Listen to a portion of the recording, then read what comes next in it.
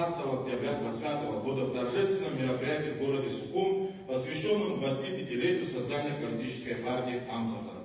Безусловно, это знаковый юбилей, четверть века деятельности Союза ветеранов Отечественной войны народа Абхазии 92-93 годов.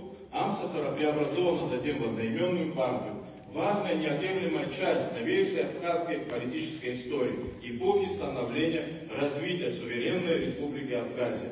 Имена героев, основателей партии занимают принадлежащее им достойное место в пантеоне борцов за честь, свободу и независимость братского народа Абхазии.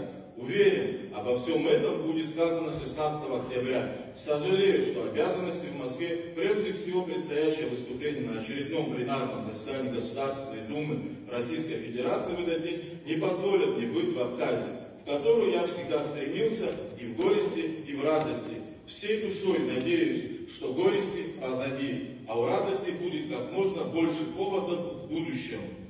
Вам рано подводить итоги.